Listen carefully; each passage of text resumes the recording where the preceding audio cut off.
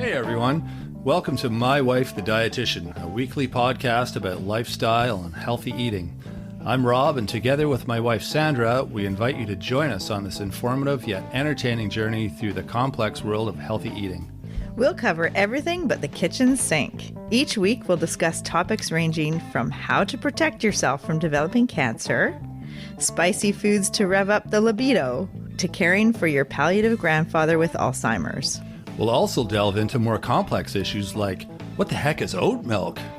Why doesn't my butt fit into these jeans? And every guy's favorite question, will eating spinach really make it bigger? Join us each week as we strive to educate, enlighten, and entertain you.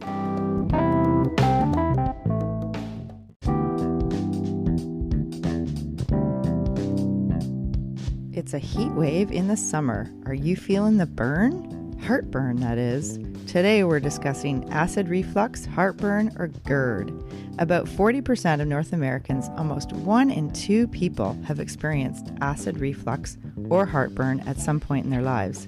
What an awful and distressing feeling to have acid come back up into your throat. Heartburn is not about having excess stomach acid. It's having the acid come up into the wrong place. What are some of the contributing risk factors for heartburn? What are some of the common lifestyle triggers other than spicy foods and coffee? Join Rob and I for 10 tips to heal the burn with acid reflux. Hello everyone, and welcome back to My Wife the Dietitian. Episode 31. Hello Sandra. Hi Rob. It's summer. It's hot. It is Are hot. you feeling the burn? I'm feeling the sweat in my armpits. Okay. Well, we're going to talk about heartburn, acid reflux, and GERD, gastroesophageal reflux disease. That's a crazy word. GERD. Yeah. And we're going to talk about what is it, the symptoms, why it's so common in North America, some of the risk factors that are involved with people that have heartburn or experience heartburn, food and lifestyle triggers, and then diet and lifestyle changes to help with 10 tips to heal. It sounds the like burn. an excellent show. Okay. I will be sure to stay tuned. Yeah, I think a lot of people experience heartburn at some point in their lives. I had some heartburn in high school with this girl I dated once. What does that mean? Is that what we were talking about? Is that kind of... Oh, no, that's heartache. That's different. Yeah. I haven't had any heartache since I've met you, though, honey. Oh, honey, that's nice to hear. I know. Great. Wow. 24 years of marriage, and you can say that. Or 23, A sorry. little heartburn, though, once in a while, but I don't think that's related to you. But we'll find out. So Well, stress is part of it. So let's get to it. Maybe I do cause you stress. Oh, tons. Yes.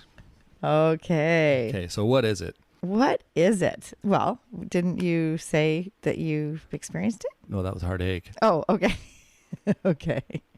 Well, I'm sure most people know what it feels like to have heartburn. Like when you almost, like some people confuse it with a heart attack. It can be so severe. Yeah, like I'm not entirely sure that I understand what it is when I'm experiencing it. Okay. It's kind of like that sour taste, and it's like a backup of acid from the stomach into your throat. I get something that it makes me feel like my chest is like getting squeezed in a vice, and I can't breathe and I can't swallow, and Yes. And then it kind of goes away. It feels like this huge lump in my chest, and it's when I eat carrots, which is really odd, but I think it's odd. Maybe there's something to I think it's when that, it's raw carrots for you. It is raw, yeah. So, and I swallow them whole, so maybe that's part of it.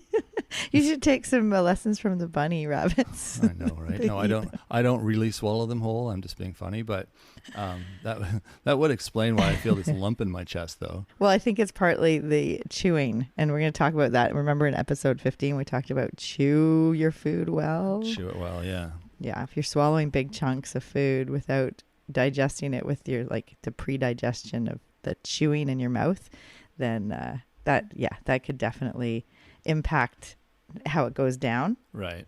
Okay, so have we discussed what it is yet?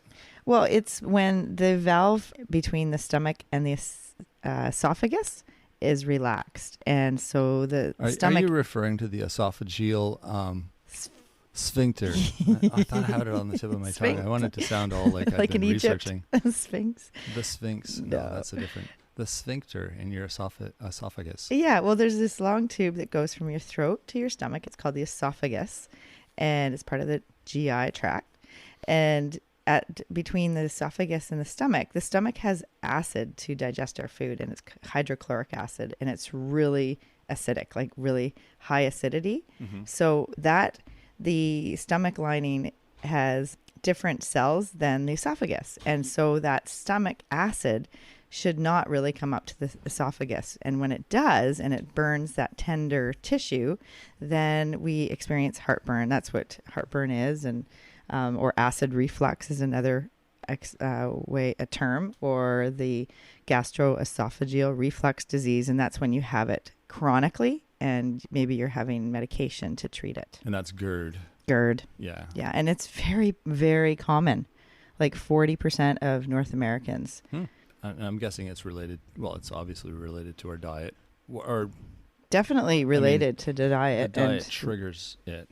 Yeah, and lifestyle habits. Right. Okay. And other than, well, we talked about a few symptoms, but also like, getting food stuck in your throat, or feeling like your chest is tight. Even like having a cough, like maybe sometimes you have to cough because the acid is irritating your throat. Right. So that happens. There's many different symptoms that people experience, all very uncomfortable. Yeah. And a little bit like you feel a bit like, well, when you said that it's stuck. It's scary. Yeah. Yeah. Like, what's going on? I feel like, a little bit of panic setting totally. in, and which probably makes things worse because you need to just relax and exactly let it pass. That's right. And it probably will pass. But it is a very concerning feeling. Totally. Yeah. And why is it so common? A lot of reasons, but our stomach acidity actually starts to go down after age 20. So it's interesting because it's actually not about excess stomach acid. Oh, really? Yeah, because I think a lot of times people think, oh, I've got to reduce my stomach acid because I've got heartburn. But oh, you mean like the acid in your food? They got to eat a different diet? Is that what you mean? Or just like, oh, I have too much stomach acid. That's why I have heartburn. But how would you reduce that? Well, what's happening is the stomach acid is in your stomach is coming up and coming into your throat. So that's that feeling of, oh my gosh, I got too much acid. But actually, it's probably you don't have enough acid, because after age 20, our level of stomach acid actually goes down, which is not good because the stomach acid is needed to digest our food. Right. Okay. Interesting. And so if things aren't getting digested, then you can get bloating, you can get indigestion, and a lot of issues because we're not digesting our food well. Huh. And so by the age of 45, a lot of people, many are popping Tums or, an antacid to help with reducing that heartburn feeling. Right. And people that are on antacids, like long term, especially the ones that you have to get a prescription, they can actually reduce your B12 absorption. Oh, yeah? Yeah, so people get a B12 deficiency, vitamin B12, and that's not a good thing. It affects your stomach lining, doesn't it? Well, there's it's called the intrinsic factor in your stomach, and you need the stomach acid for your absorption of B12. Okay. And if you don't have that stomach acid, then you don't absorb the B12. And that can be a real cause of problems in especially older people. Right. So you said people are feel like they have too much acid and they need to reduce it. So they're reducing it by popping the antacid. The antacid, and that's what it does. It does reduce the acid. Yeah, it changes the pH. So actually, it disturbs the delicate acid alkaline balance of the body and in the stomach, and then that can actually make it worse in terms of digestion and helping to digest your food. They're kind of treating it the wrong way.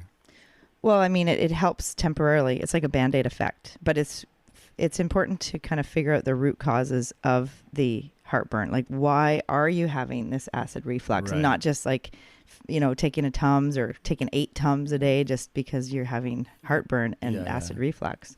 So I remember in our one of our episodes, we were talking about Tums with his, Oh, the calcium. Yeah. And they have a huge amount of calcium in them, and you're like overloading, like calcium overload.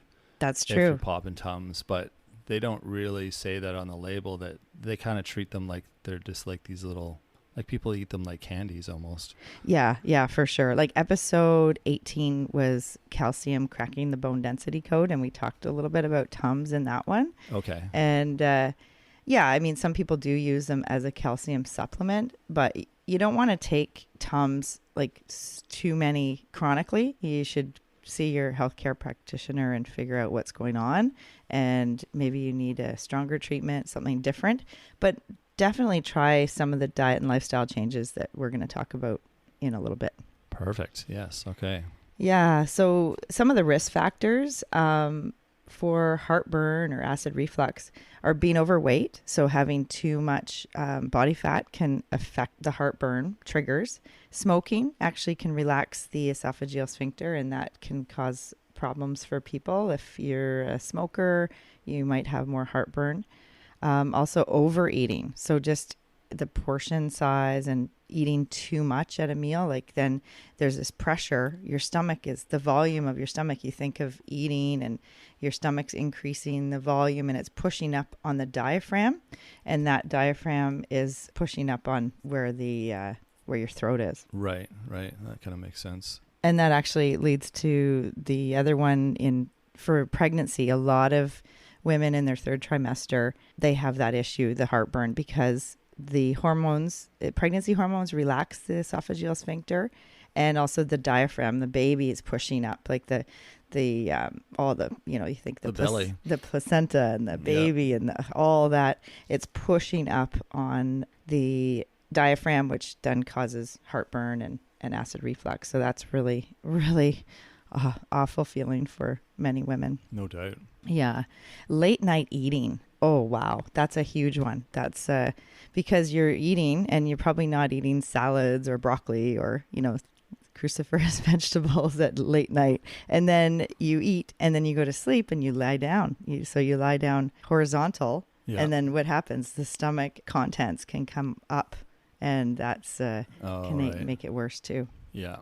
And then people that have had digestive issues, maybe they lack stomach acid for different reasons. Maybe they have IBD, IBS, or maybe bacterial overgrowth because they have chronic low stomach acids. So the stomach acid isn't actually breaking down the foods, and then they get the bacterial overgrowth, and then that can cause bloating and indigestion and gas and definitely heartburn. Right.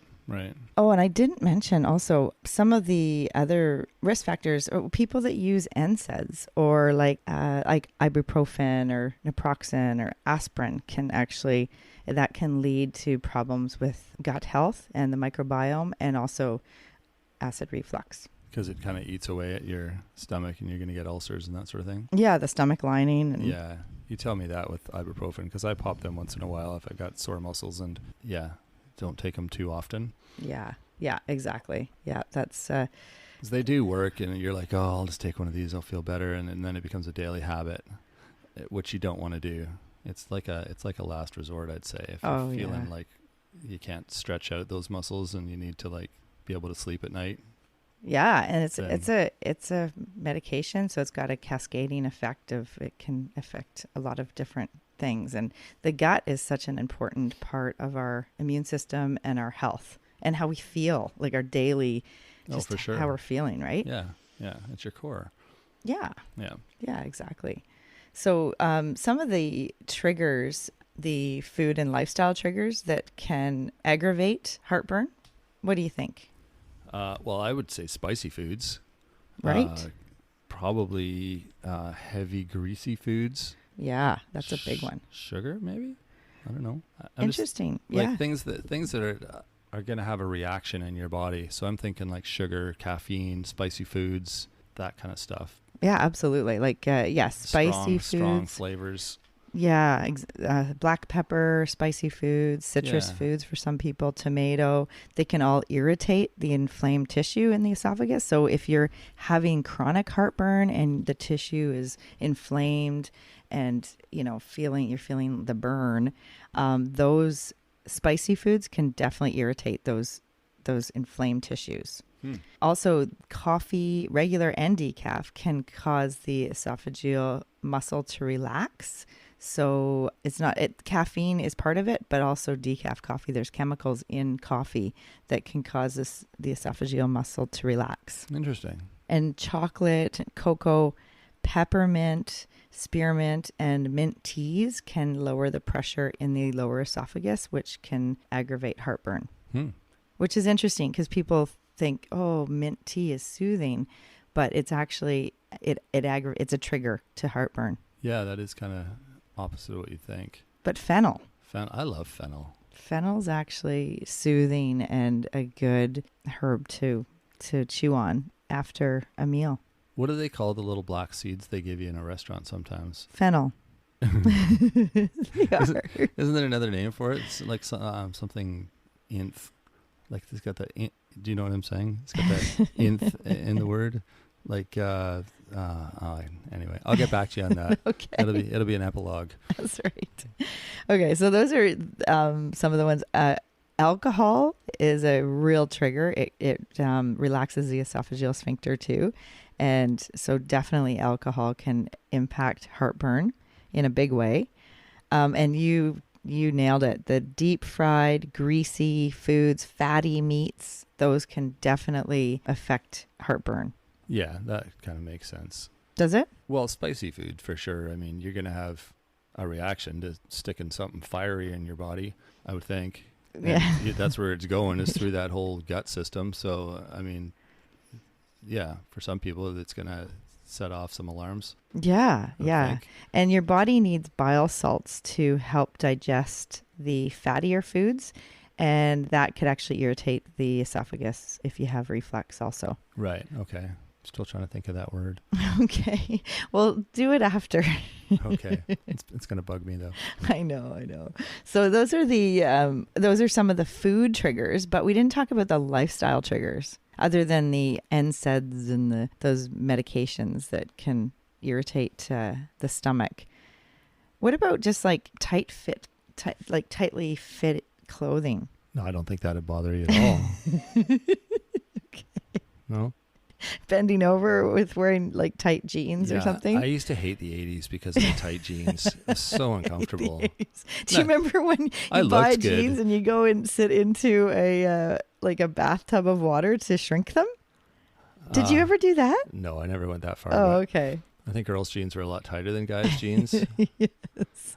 But That's no, right. that wasn't and then they came out in the 90s with like mega baggy jeans that were like down to your knees. Oh, thank God. Well, they were a bit extreme though. Yeah, so. not as form fitting. But No. yeah, the tight clothing can definitely impact heartburn for sure. I would think so. And as any woman in third trimester would tell you that, like, oh my gosh, you need to have, some elastic and some stretch there. Or I was always envious of those pants that had like the big elastic in the front. Yeah. It's like, I'd like some of those. after so your much turkey sense. dinner. Because they still look like form-fitting pants, but they got this giant elastic band in the middle that allows you to breathe. Yeah, and expand absolutely. when needed. Yeah. So yeah, bending over can, like, if you're going to tie your shoes or pick something up, and that can cause a heartburn. Yeah, that's where Velcro shoes and slip-ons come in handy. That's right. And then the big one, stress, can definitely impact. Indigestion. Yeah, I mean, stress can manifest itself in your body in different ways, but I'm sure for some people it's in your stomach. You get stress, you get diarrhea, you're going to feel... Yeah.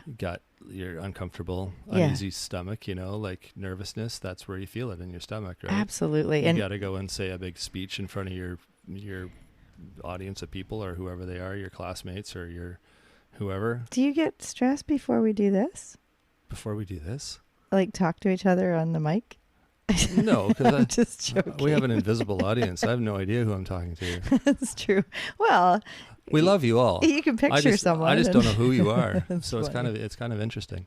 But no, that's right. I mean, if there's something happening in your life that is a stressful event, you're more likely to be in that fight or flight mode and like not eat well. You're just kind of, eating to survive. And then, so you're probably not eating the right things. You might be eating like highly processed foods or fast foods. Totally. And any kind of symptoms that you're experiencing or feeling are going to be probably, aggravated or highlighted if you're under stress. So, oh God, the heartburn is worse. And so it's just, you have just a lower tolerance for daily living. Right. Exactly. Yeah. The things of stress of daily living. So some of the diet and lifestyle changes to help and 10 tips to heal. I want to talk about those because that's the main reason for yes. Spill your secrets. Well, the number one, let's talk about stress management and self-care because taking care of yourself is a really important aspect of healing the burn and the heartburn. Yeah. Let's find something that works. There's lots of ideas out there. Yeah, they're like exercise regularly, taking walks outside, getting like fresh air, meditation, yoga, maybe a yoga class, going out with a friend for coffee or maybe not coffee, but it depends on how bad your heartburn is. Yeah.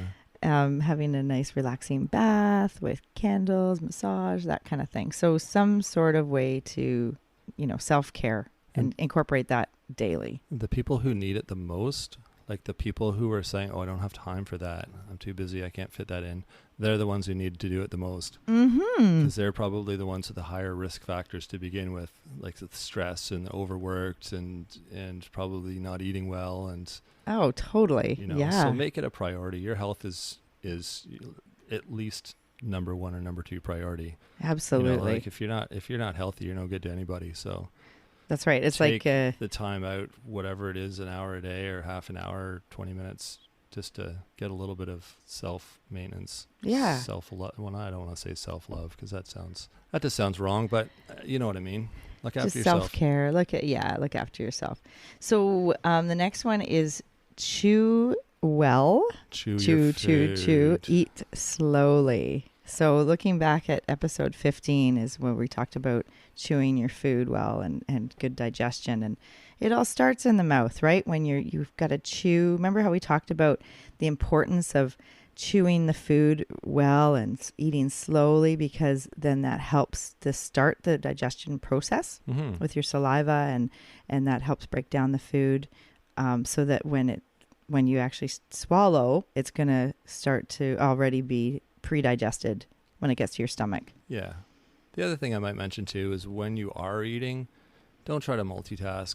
Don't try to do your work while you're eating off the side of your desk, because then you're not focusing on your eating. Yes. And you're not focusing on chewing and tasting your food. And it's like eating should be a relaxing event. Yes. And if you're trying to rush to finish this project for your deadline and you're jamming whatever into your face, you're not gonna digest that very well. It's gonna be full of stress going down, and it's gonna come back to haunt you. Or the same thing like eating on the road, like dashboard dining. You're probably, if you're eating while you're driving, then you're not focusing on that food, and sometimes that's another reason for overeating, because you forgot that you even ate, because you're done eating and you think, did I even eat? Yeah. Because you're thinking about your project, or you're thinking about whatever else you're doing. Yeah.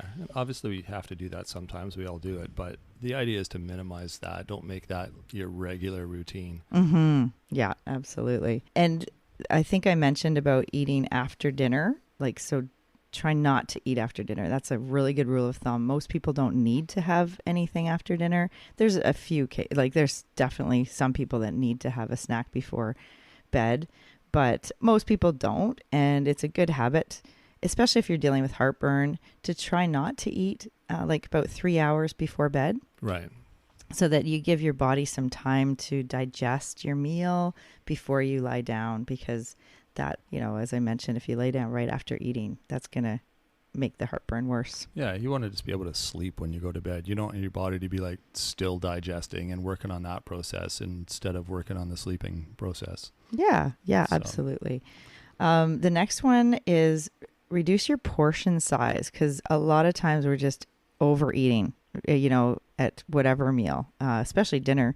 But if you reduce your portion size, and there's two aspects to this, like if you're having large portions of starchy foods like rice or pasta, or like a big portion of that's like, the plate ratio is off, then the undigested starch ferments in the colon. And then there's chemicals that cause the esophageal sphincter to relax. And then that will cause heartburn and acid reflux. And that's really interesting. Just the body chemistry, how it reacts and it all works.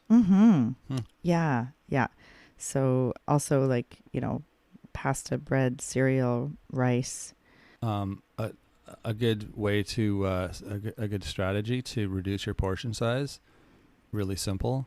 Just use smaller plates. Yeah. Smaller bowls. Because if you have a big, huge bowl and you put like one scoop of, say, your dinner's like a pasta dinner, you put one scoop, like a ladle scoop in that big bowl, it doesn't look like much.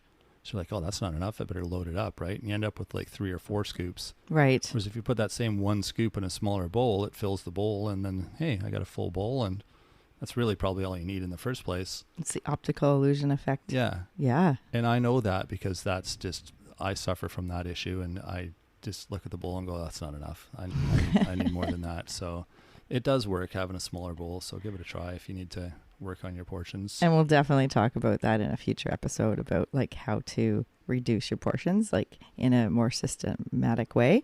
But yeah, absolutely. That's a good way to do it, Rob. Yeah. Well, thank you. I learned that from someone I know. Okay. When we had kids, and then we had like small plates, and so I said, hey, use a small plate. No, I'm just joking. No, you've always given me a hard time about that. Hard time? Well, you bring it up. No, I don't.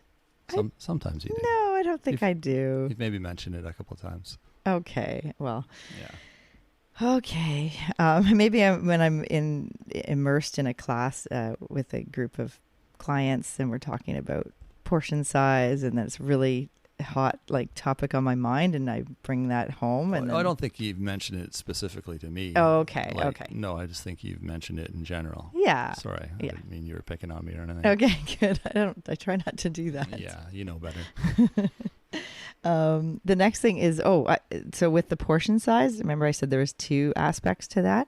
So the starchy foods, you don't want to have like mega portions of the starchy foods.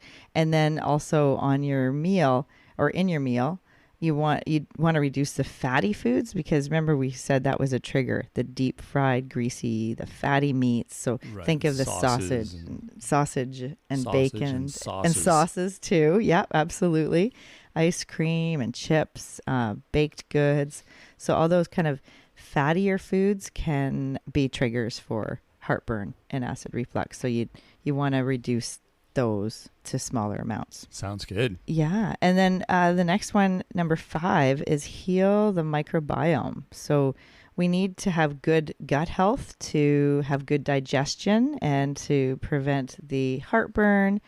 And that's, I think there's just so much more we're learning about the microbiome and how to have good gut health to improve digestion. Yeah. And there's some aspects to that, like the probiotics and prebiotics. Right. So remember probiotics. Where do we get probiotics in our diet? Yogurt. Yeah, that's a good one, with acidophilus and bifidus strains. Kefir is another dairy product that's like yogurt. It's kind of like a milky yogurt. Yeah, Yeah. Fermented products. So sauerkraut, kimchi, those are probiotics. And then there's, for people that, need a bigger dose, they might be able to get a supplement and ask their doctor about that, especially if you've been on antibiotics, like long-term antibiotics, or you have issues with your gut biome. So probiotics is it restores the microbiome, the gut health. Nice, right. And remember, you need prebiotics, which is the food for the probiotics.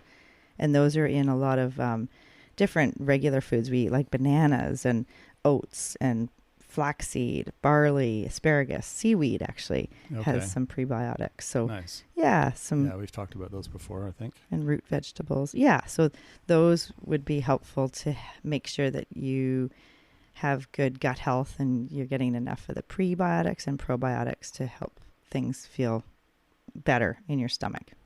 Make your tummy feel better. Exactly.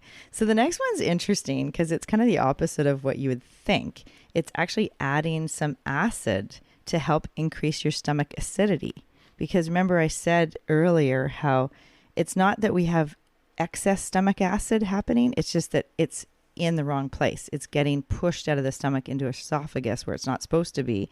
So, but we want enough acid in our gut, in our stomach, to be able to digest food well. So maybe adding a little bit of like having apple cider vinegar or having lemon juice and water, that can actually help to increase your stomach acidity in some cases. And how would you know if that's what you need?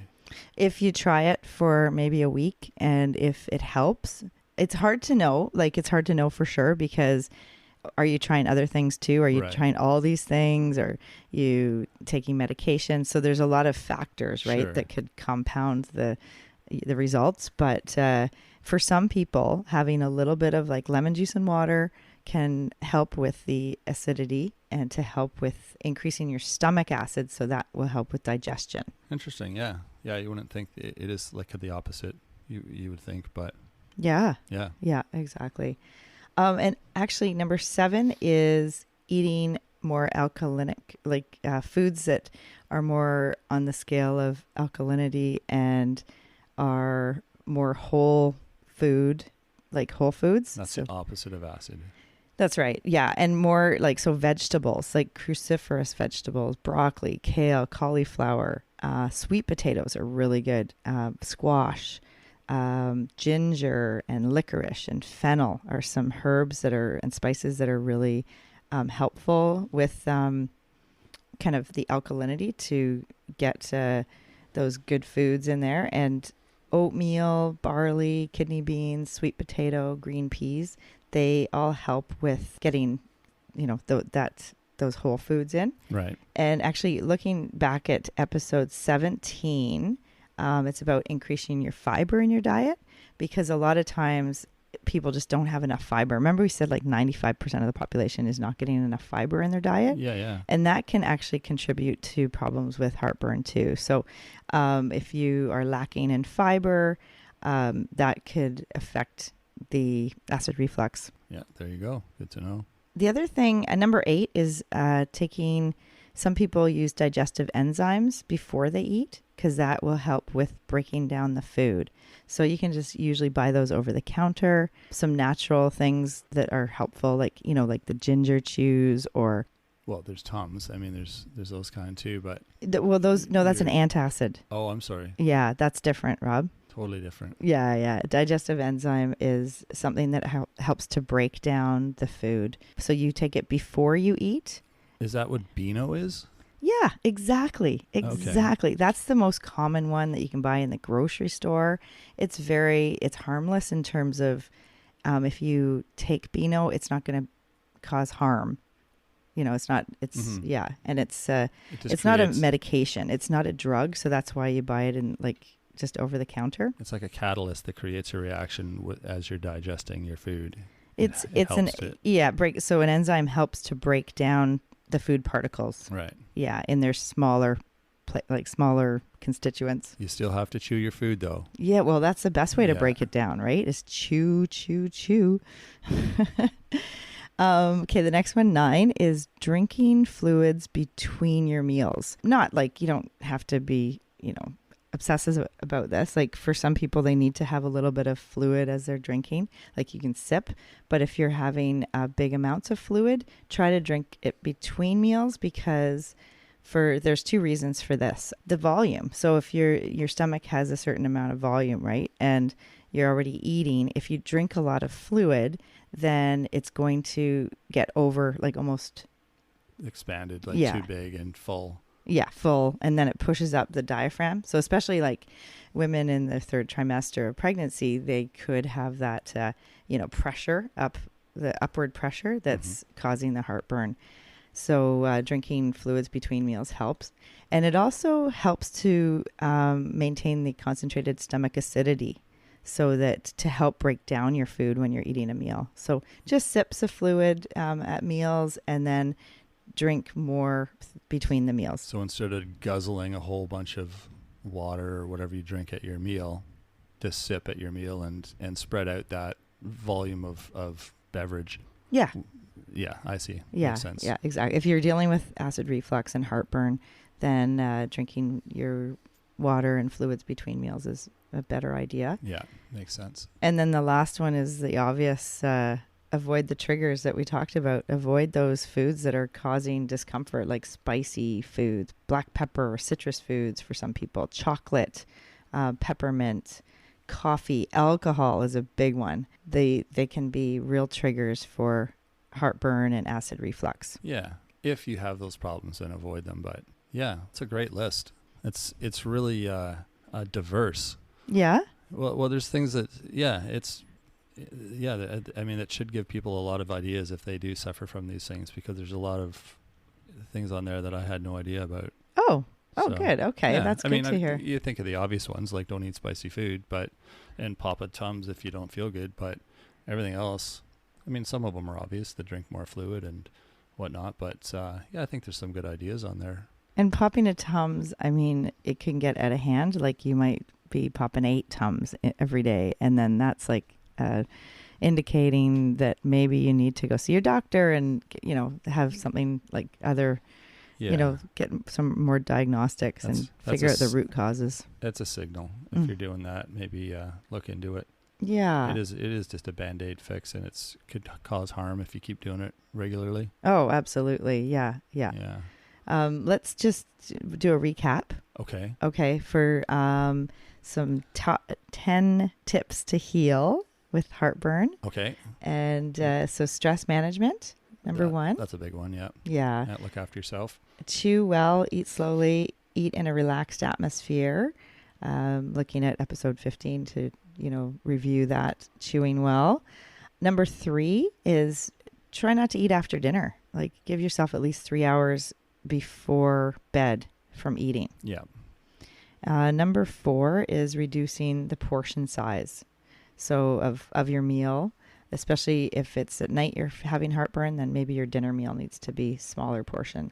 And look at what you're doing. Like what's the plate ratio? Is it, maybe you have too much of the starchy foods, and then they're getting the undigested starch is actually getting fermented in the colon and causing some heartburn. And try to pay attention to like do a little experiment with yourself. It's like, okay, well, if I eat a giant turkey dinner and I feel like crap after, maybe there's a relationship there. Right. Yes. So yes. Pay attention to what things are triggering for you, and maybe try to avoid those things. Yeah. And then the next with the portion size, again, number 4, we're still on this, is the fatty foods. Like that's a big one. Sausage, bacon, greasy, deep fried foods. Those can be real triggers. So try to, reduce, if you are having that in a meal, then reduce how much you're having, how much ice cream you're having. Are you eating too many bakery items like the donuts or this, Danishes? Right. Those can cause problems too. So that's number 4. Number 5 is try to heal your microbiome and get a healthier gut. So, it takes a bit of time, but to improve digestion, you want to make sure you're getting those prebiotics and probiotics in daily, and just really kind of maybe do a journal, a symptom journal, and just make note of what you're eating and how that's making you feel. Right. So try to heal the microbiome. And then number 6 is add acids. So maybe the apple cider vinegar or a little bit of lemon juice and water to help increasing stomach acidity. Right. Number 7, try to have more of those whole foods, the cruciferous vegetables, broccoli, kale, cauliflower, oatmeal, sweet potatoes, squash, those good foods, ginger, licorice, fennel. Yeah. Absinthe. Okay, right. I think that's the word I was thinking of. It? So what is that?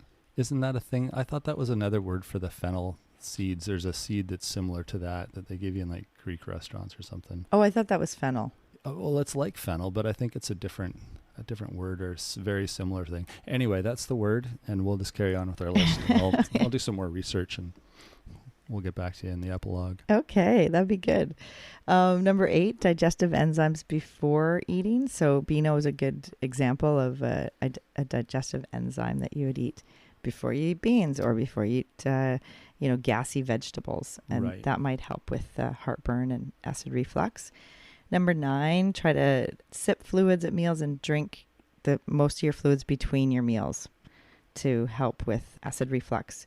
And then number 10 is avoid those triggers. So the ones we talked about, alcohol, coffee, regular and decaf, chocolate, cocoa, peppermint, mint teas, spicy foods, black peppers, citrus fruits. They can all irritate the inflamed tissue in the esophagus. So we want to try to avoid the triggers that are making it worse. Absolutely. And it might just be temporary. You might not have to, avoid those forever, or, maybe just less, have less of them if it's causing problems. But if you're having a real episode of heartburn, then those things can really be worsening the symptoms. Totally. Awesome. Well, that was great information. Thanks for sharing that with us today. And you guys got some homework to do. Go try some different things and see what works and what doesn't, and pay attention to what you're eating and what you're doing in your life that might be causing you issues, and hopefully make some changes. Thanks, Rob. All right, Sandra, we'll see you all next week. Excellent. Enjoy the summer heat without the burn. Absolutely. Take care. As promised, I've dug up some info on that mystery word I was struggling with. If you recall, we were discussing the digestive effects of fennel seeds, which have a very distinct black licorice flavor. Anise is another plant whose seed also have that black licorice flavor. Both of those seeds are used to make absinthe, a strong licorice-flavored alcohol that is touted by some to aid in digestion, likely from the fennel and anise. Given that all three have similar effects and flavor, I'm sure you can understand my confusion. Given what else I've read about absinthe, you might want to stick to the fennel seeds for your digestive issues. Absinthe sounds like it's some pretty potent stuff. Thanks for joining us today on My Wife the Dietitian. If you like what you heard, don't be shy. Leave us a comment or review, and be sure to share our podcast with your friends. If you'd like to hear more, hit that subscribe button. You can also follow us on our social media pages for updates, episode trailers, and other odds and ends. For more info and links on what we discussed on today's episode, check the show notes. We'll be back next week with another informative and fun-filled episode.